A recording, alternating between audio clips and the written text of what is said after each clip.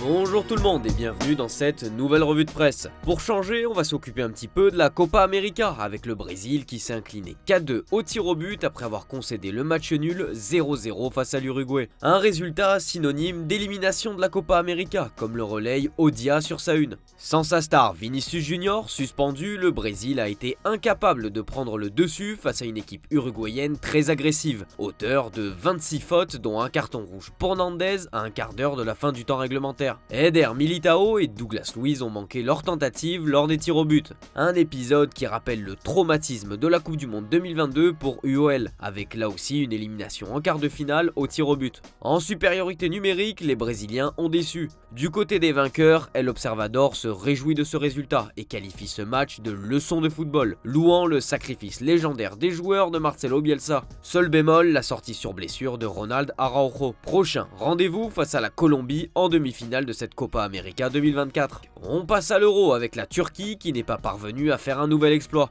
Défait 2-1 par les Pays-Bas, Photomac souhaite remercier son équipe nationale sur sa une. Malgré la défaite, la Turquie a montré un beau visage dans cette compétition, à l'instar d'Arda Güler, passeur décisif pour l'ouverture du score turc et auteur d'une superbe performance saluée par l'équipe et AS. La rencontre a basculé grâce au coaching de Ronald Koeman. À la mi-temps, ce dernier a opéré plusieurs changements tactiques et d'hommes, en témoigne la rentrée de Wout Weghorst. Des choix tactiques payants qui ont permis aux Orange de renverser la partie en inscrivant 2 buts en l'espace de 5 minutes, synonyme de victoire pour les Pays-Bas. De Télégraphe met en avant son gardien, Bart Verbruggen, et son arrêt décisif évitant la prolongation. Ronald Koeman s'est félicité de ce parcours surprise où personne ne les attendait là. Le sélectionneur souhaite gagner la compétition et aimerait battre l'Espagne en finale comme le relaye AD Sport. Mais avant cela, les Pays-Bas devront battre l'Angleterre, qualifiée là aussi au tir au but face à la Suisse après le nul 1 partout. L'Express qualifie ses joueurs de demi-dieux. Malgré le soulagement, comme l'évoque le Daily Star sur sa une, il ne faut pas oublier la mauvaise performance des Three Lions, qualifiés une nouvelle fois dans la douleur. Le Daily Mail salue le sang-froid des 5 tireurs de pénalty anglais et l'arrêt de Jordan Pickford sur la tentative de Manuel Akanji. La presse helvète de son côté félicite son équipe, qui peut être fière de son parcours comme le souligne Blick. Malheureusement pour eux, ils sont tombés sur un Bukayo Saka et un Kobe Mainoo déchaînés, qui ont su remettre l'Angleterre sur les bons rails. Allez, un peu de mercato à présent avec le Manchester Evening News qui confirme que Mathys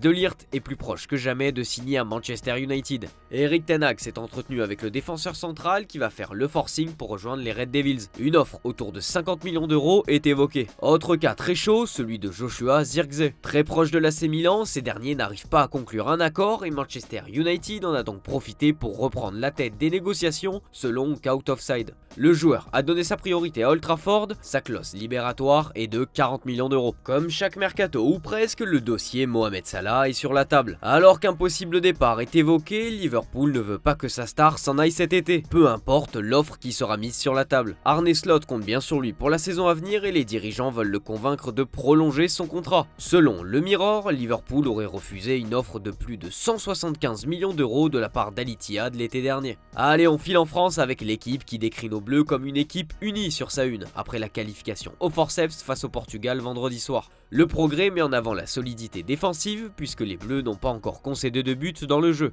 La charnière Saliba ou Upamecano fait des merveilles et Mike Maignan veille au grain dans les buts. Si la défense fonctionne, on ne peut pas en dire autant de l'attaque. Le Parisien s'inquiète de la forme de Kylian Mbappé et Antoine Griezmann. Tous deux très décevants dans cet Euro. Emprunté physiquement et gêné par son masque, le capitaine de l'équipe de France ne pèse pas sur le jeu de son équipe et inquiète. En plus de son physique, Mbappé traîne une fatigue psychologique. Ces derniers mois à Paris ont été compliqués avec cette guerre contre la direction parisienne, puis le contexte politique français actuel est aussi difficile à vivre et occupe une partie de son esprit à en croire le Parisien. Idem pour Griezmann, ballotté sur le côté droit puis dans l'axe qui n'arrive pas à organiser les offensives françaises. Ousmane Dembélé et Kingsley Coman ont donc une carte à jouer, à condition eux aussi d'être dans un bon état psychologique. L'équipe explique que Dembélé affiche un visage différent, plus triste, moins blagueur et très frustré depuis qu'il est relégué comme un remplaçant. Un spleen qui n'est d'ailleurs pas passé inaperçu auprès du staff tricolore. Une situation encore plus difficile à vivre pour Coman qui a disputé seulement 16 minutes de jeu. L'ailier est mécontent de sa situation bien qu'il fasse bonne figure en interne. À voir si une défense de fer pourra suffire pour sortir l'Espagne en très grande forme. Et oui, après avoir sorti l'hôte de la compétition, la Roja lance son sprint final selon Marca sur sa une. Le quotidien révèle la recette du succès espagnol, Ce groupe est solidaire, sans ego et avec un mix jeunesse et expérience à l'image de Lamine Yamal et Dani Carvajal. La force de cette équipe, c'est que c'est un groupe compétitif où, comme Mikel Merino contre l'Allemagne, tout le monde peut se montrer décisif. Un peu de mercato aussi avec Sport qui nous apprend que Van de Beek va s'engager à Gérone. Sa signature est prévue la semaine prochaine. Kepa a reçu une offre d'Al Ittihad. Le club saoudien a proposé 20 millions d'euros à Chelsea pour son gardien. Le portier veut de son côté prendre le temps de réfléchir. Son avenir dépendra de celui de Lunin. Si ce dernier s'en va, le Real voudra attirer Kepa pour en faire son gardien remplaçant. Dernier transfert possible, celui d'Ansu Fati. Le joueur veut s'imposer au Barça, mais rien n'est encore scellé. José Mourinho en a bien conscience et a pris contact avec le joueur pour lui exposer son projet. Si Hansi Flick n'est pas convaincu, Fati pourrait s'en aller pour devenir le leader de l'attaque du Fenerbahçe. C'est tout pour cette revue de presse, merci de l'avoir suivi, bon dimanche à vous les amis et à demain sur Foot Mercato.